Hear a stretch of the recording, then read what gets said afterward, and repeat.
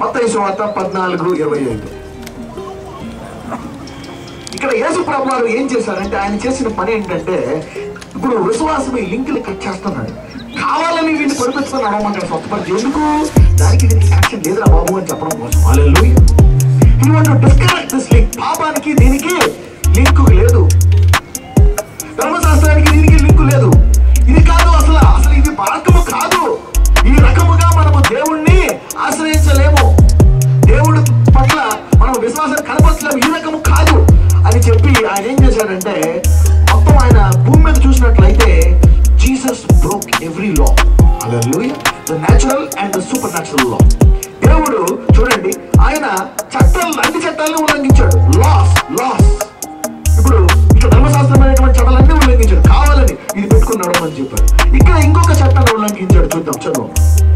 రాత్రి 4వ జామున ఆయన సముద్రం మీద నడుచుచు వారి యొద్దకు వచ్చాడు. ఓకే, ఇప్పుడు లా ఆఫ్ గ్రావిటీ ఏమంటారు తెలుగులో?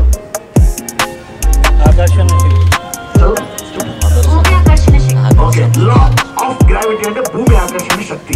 ఏదైనా ఇక్కడి నుంచి వదిలేస్తే అది కింద పడిపోతుంది. ఎందుకు? భూమికి ఆకర్షించుకునే శక్తి ఉంది. ఐన్స్టీన్ గారు కనిపెట్టారు, ఆపిల్ పండు పైకి ఎందుకు వెళ్తే కిందకి ఎందుకు పడుతుంది. అవునా? మరి నీటి మీద నడిస్తే ఏమవ్వాలా? మునిగిపోవాలా? మరి ఈయన లా ఆఫ్ గ్రావిటీని ఉల్లంఘించాడా లేదా? బ్రేక్ చేశాడా లేదా? హల్లెలూయా. విశ్వాసము లోక పద్ధతులని అన్ని పద్ధతుల్ని వెరగొడుతుంది. హల్లెలూయా. This is faith. అంటే ఒకే ఒక మాట, రెండో క్వశ్చన్ ఉంది, డిస్కషన్ ఆర్గ్యుమెంట్. గొప్ప ఫెయిత్ ఏం చేస్తారు తెలుసా? అన్ని పట్టుకొస్తాడు. ఆ పాపం ఈ పాపం అన్ని తీసుకొచ్చి మంచిగా ఫ్రెష్గా జ్ఞాపకం చేస్తాడు. మొత్తం అంతా గాలి పెట్టి అయిపోతుంది. హల్లెలూయా.